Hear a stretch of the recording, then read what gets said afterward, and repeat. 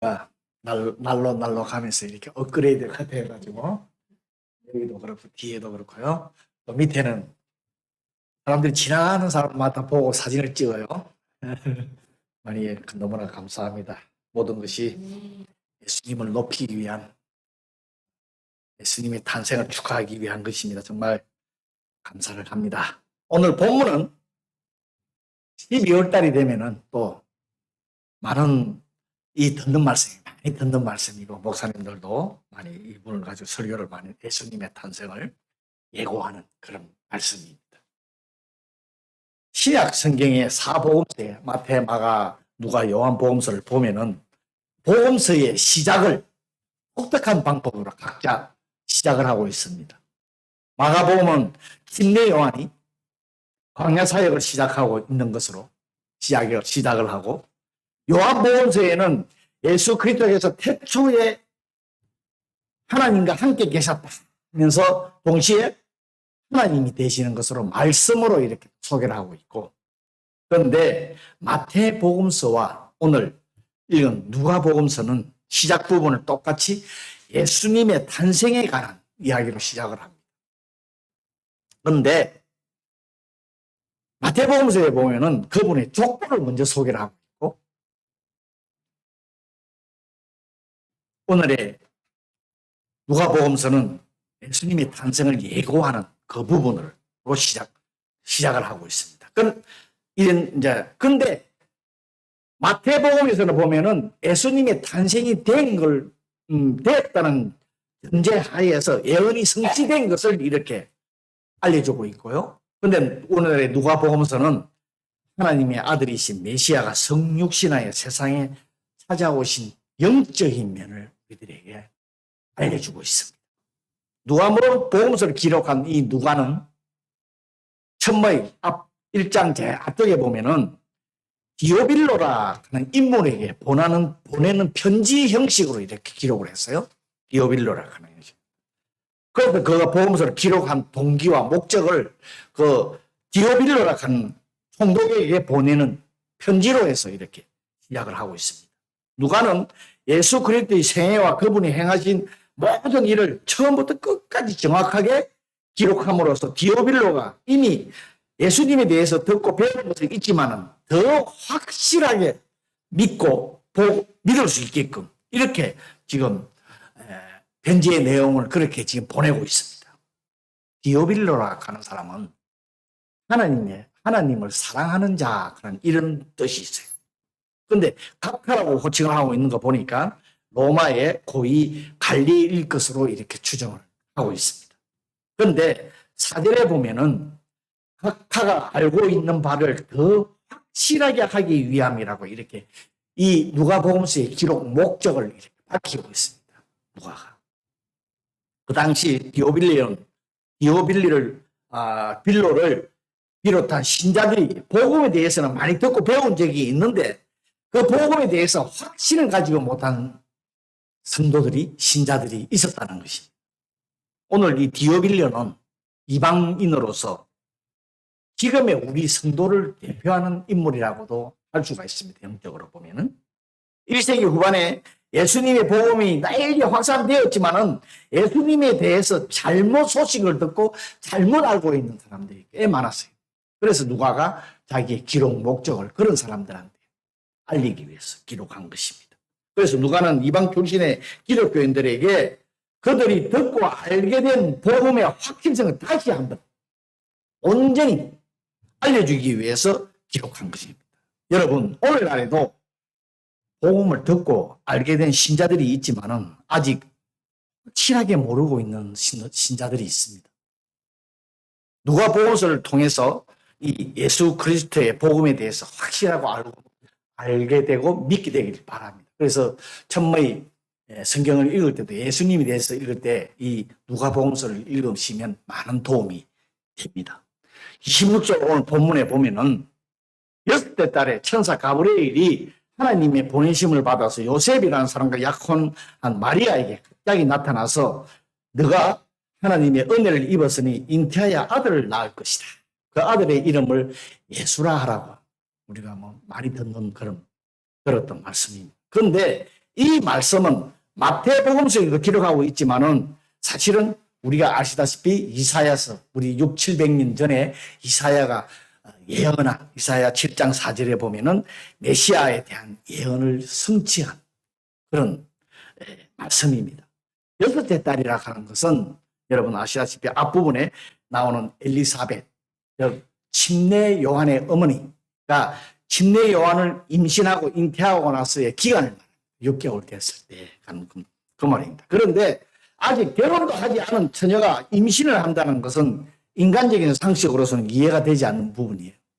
오늘 아침에 어린애들하고 휴일하게 공부를 하면서 이 부분을 했는데 이걸 애들한테 설명하려고 그러니까 참 어려워요. 응? 그죠? 애들은 이 머리로 이해하기가 참 어려운 부분이 아닙니까? 그러나 여러분 예수님의 탄생한 하나님께서 처녀 마리아에게 성령으로 잉태하신 것입니다. 성경에 똑똑히 기록하고 있습니다. 이 진리는 기독교 신앙의 기초가 됩니다. 일본의 어떤 교회들 보면은 아니다 어떻게 그렇게 잉태가 되느냐? 로마 병사가 마리아를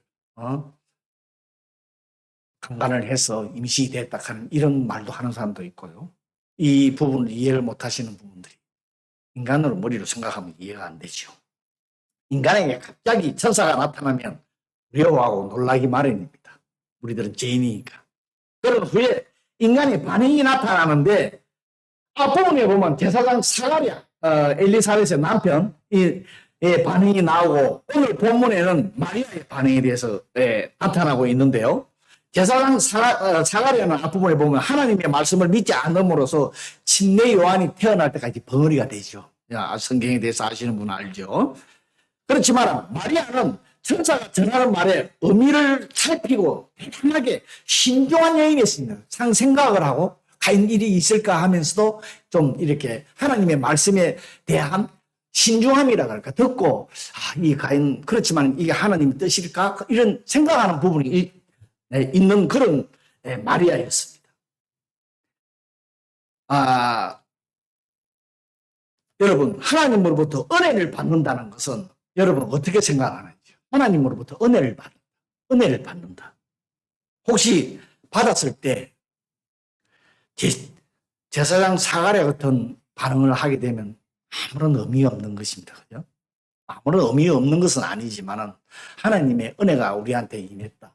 그랬을 때 우리의 반응이 어떻게 되겠죠? 물론 오늘의 마리아처럼 우리들이 반응을 해야 되겠죠. 은혜라는 것은 하나님께서 사람에게 좋은 것을 선물한다 그런 이런 의미예요. 우리가 하나님의 은혜에 찬양하고 그냥 발음이 잘 안 되는데 뭐 은혜가 잘 안 돼가지고 자꾸 은혜라 그러는데 은혜는 하나님께서 사람들에게 주는 좋은 선물이라 하는 그런 의미이지요. 그런데 하나님께서 사람들에게 좋은 것을 선물하지만은 그 선물이 자신에게 온전해지기까지는 그 안에는 어려움이 있을 수도 있고 여러 가지 고난이 있을 수가 있다는 거예요. 그 은혜의 선물이 온전해지기까지는 마음의 평안도 누리지 못할 때가 있다. 마음에 여러 가지 고난, 어려움을 겪을 수가 있다는 겁니다. 왜?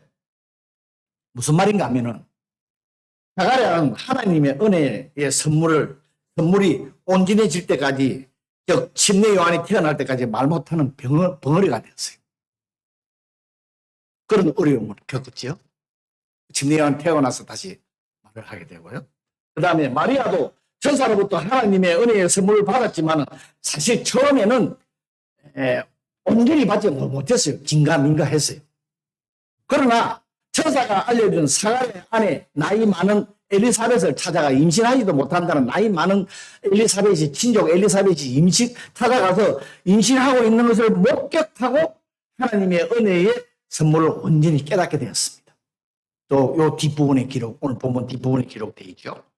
그리고 나서 하나님께서 베풀어 주신 은혜의 선물에 대하여 하나님을 진심으로 찬양하는 부분이 나옵니다. 마리아의 찬가 이래가지고 뒷부분이 나오지요. 그러나 마리아는 처녀가 잉태를 하였으니 아기가 태어날 때까지는 엄청난 비난과 고난을 받게 됩니다. 처녀가 그 당시에 잉태를 합니다. 그런데 여러분 우리가 예수님의 탄생을 진정으로 우리들이 한번 생각해 보시죠. 이번 12월 달 크리스마스 여러분 예수님의 탄생을 진정으로 기뻐하고 계시는지 정말 마음속에서 우러나오는 기쁨이 있는지요? 예수님의 탄생은 하나님께서 인간 모두에게 주신 은혜 중에 은혜고 축복 중에 축복이지요. 혹시 예수님을 믿음으로 인해서 얻는 구원의 기쁨을 완전히 깨닫고 못하고 있는지는 아닌지 한번 생각해 보시길 바랍니다. 물론 완전한 구원은 예수님께서 재림하실 때 이루어집니다. 그러나 하나님의 약속을 받은 우리들이지만 그 약속이 온전해지기까지는 우리들에게도 여러 가지 어려움이 있기 마련이라는 거예요. 이 어려움은 시간이 지나면 해결되는 것이잖아요. 예수님을 믿는 우리들은 영적인 사람들. 세상의 그 육체적인 것 때문에 마음을 빼앗겨서 그것 때문에 영원한 천국의 것을 누리지 못한다는 것은 정말 마음 아픈 일입니다. 우리는 어떤 어려움 속에서도 마음의 평안을 잃어서는 안 됩니다. 예수님께서 성천하시면서 우리에게 영원히 항상 함께 하시겠다고 성령을 보내주시지 않았습니까? 그분이 나와 함께 하신다면 이 사실을 온전히 깨닫고 믿고 확신을 가지고 정말 육체적으로 여러 사면은 어려움이 있지만 마음의 온전한 기쁨은 여러분 잃어서는 안 됩니다. 우리가 하나님만 바라보고 주님 말씀 믿고 의지하며 살아가야 합니다. 그렇지 않고 인간의 생각이나 인간의 안목으로 바라보면요, 모든 것이 불완전하고 불투명하고 마음의 평안이 있을 수가 없지요. 우리 교회도 주님께 맡기셔야 합니다. 우리 나라도 주님께 맡기셔야 합니다. 대통령 바라보면 보이는 거 없어. 불완전해요. 이 목사 여러분 바라보면 너무 부족하기 때문에 해결되는 게 하나도 없습니다. 이 교회, 우리나라 하나님께서 주실 은혜와 축복을 바라보면서 나아가셔야 합니다. 하나님의 때가 되면은 반드시 하나님께서는 축복하십니다. 여러분, 하나님께서 예수님의 탄생을 위해서 마리아를 택하신 이유는 무엇일까요? 왜 마리아를 택하셨을까요? 물론 정확히는 알 수 없습니다. 성경에 기록하고 있지 않기 때문에. 근데 오늘 본문에 보면 34절에 보면은 마리아가 천사에게 나는 남자를 알지 못한다고 하였습니다. 그런 고백이 있죠. 근데 이 말씀을 풀이를 하면은 나는 순전한 처녀랍니다. 그런 뜻이에요. 나는 순전한 처녀예요. 하는 말이에요. 순전하다 하는 것은 아까 죄에 오염이 되어 있지 않는 상태를 말해요. 그런데 우리 인간은 다 죄인이잖아요. 마리아도 죄인이잖아요. 그런데 순전하다 하는 것은 신앙을 순수하게 지키려고 애쓰는 사람을 말하는 거예요. 성도를 말하는 거예요. 그래서 하나님께서 마리아를 택하지 않으셨습니다. 이런 성도들은 하나님의 은혜의 선물의 통로, 기도도 해줬지만 축복의 통로로 사용하실 수 있다는 거예요. 사용하신다는 거예요. 우리는 하나님께서 어떻게 성령을 통해서 그 능력을 베푸신지 알 수 없습니다. 우리한테 베푸시는 능력뿐만 아니라 마리아한테 베푼 그 잉태의 능력을 성령에 베푸셨다고 하는데 어떻게 했는지 우리는 알 수는 없지요. 그러나 분명한 것은 하나님은 오늘도 성경에 기록되어 있지만 못하실 것이 하나도 없으신 분이라고 하는 거. 이걸 인정을 해요. 가미와 대기나이 고토와 나니 히도츠 나이. 일본말에 이렇게 되어 있어요. 할 수 없는 게 하나도 없다는 거예요. 모든 거 다 하실 수 있다는 거예요. 여러분, 예수님이 이 땅에 온전한 구세주로 탄생하셨습니다. 그래서 우리가 찬양하죠. 크리스마스 때는 기쁘다 구주 오셨네 만배성마들. 이 찬송을 부르는 것이에요. 이게 온전한 구세주로 가는 그런 뜻입니다. 여러분, 예수 그리스도께서 성령으로 말미암아 처녀인 동정녀에서 잉태한 진리를 의심 없이 믿어야, 의심하지 말고 믿어야 우리 죄가 사함받고 우리의 구원도 온전히 이루어지고 우리의 부활, 영생도 확신할 수 있는 거예요. 그리고 37절에 보면은 하나님의 모든 말씀은 능하지 못하심이 없느니라 조금 전에 제가 말씀드린 천사가 말했습니다. 즉 하나님께서 불가능한 일이 없으시다는, 우리는 입으로는 고백을 합니다. 그런데 실제 믿음의 행동은 어떤지요? 마리아가 천사에게 질문을 하죠. 나는 남자를 알지 못하니까 어찌 이런 일이 있을 수 있습니까? 그랬더니 천사가 마리아에게 성령이 임하고 지극히 높으신 이의 능력이 너를 덮는다. 그러면 해결된다는.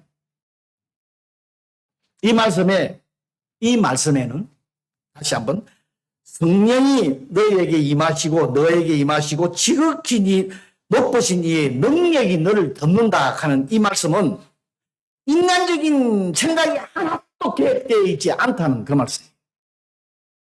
하나님이 전부 하신다 하는 뜻이에요. 마리아 임신은 하나님의 주권적이고 창조적인 능력의 결과입니다. 우리 하나님께서 태초에 우주 만물과 우리 생명들 모든 것을 다 존재하게끔 하셨을 때 단순히 말씀의 능력으로 하셨습니다. 그죠? 이제 가브리엘 천사가 마리아에게 바로 그 하나님의 성령의 능력으로 아이를 잉태하게 하신다. 그 말씀이에요. 그러나 결과적으로 태어날 아이는 법적으로는 요셉의 아들이 됩니다. 마리아의 아들이 되고 어머니가 마리아가 되고요.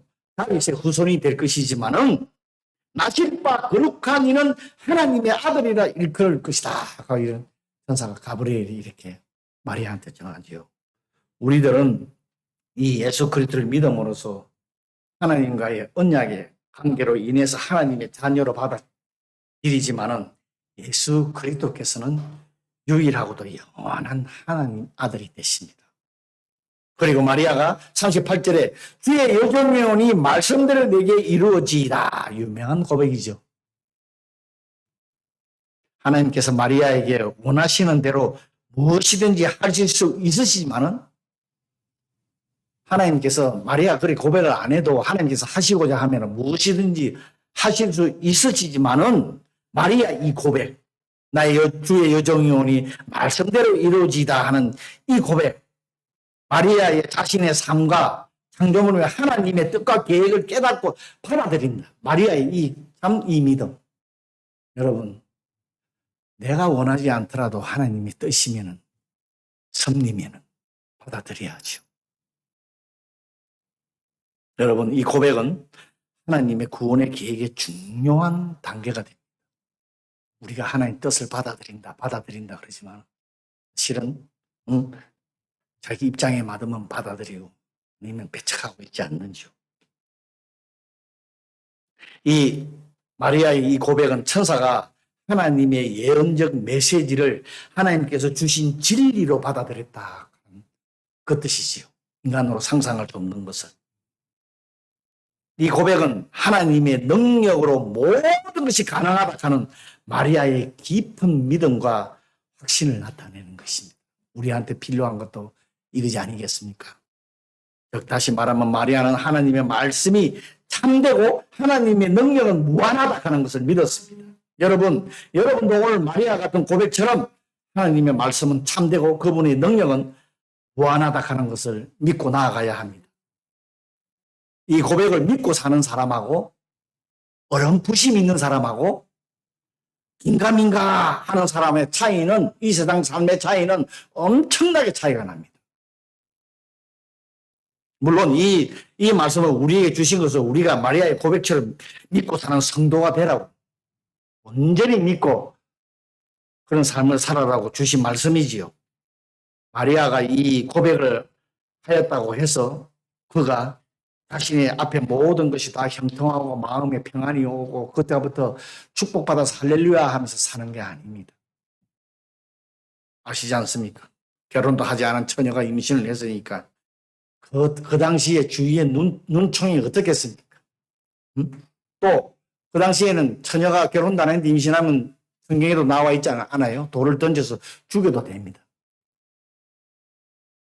그러나 마리아는 하나님의 뜻과 계획에 겸손히 순종함으로써 하나님의 큰 사역에 동참한. 여러분, 우리도 예수님의 재림의 약속을 믿고 기다리는 사람들입니다. 예수님께서 재림하실 동안에 우리도 마리아와 같이 참 겸손하고 순종한 하나님 말씀을 믿고 순종하는 삶을 살아야 합니다. 그러나 여러 가지 어려움은 있습니다. 저 천국 갈 때까지, 그죠? 엄청난 힘든 삶들이 있습니다. 그러나 하나님의 그 뜻과 계획에 동참하는 축복된 성도가 되려면은 하나님 말씀을 온전히 믿고 마리아와 같은 믿음 가지고 나아가는 저와 여러분이 되기를 바랍니다.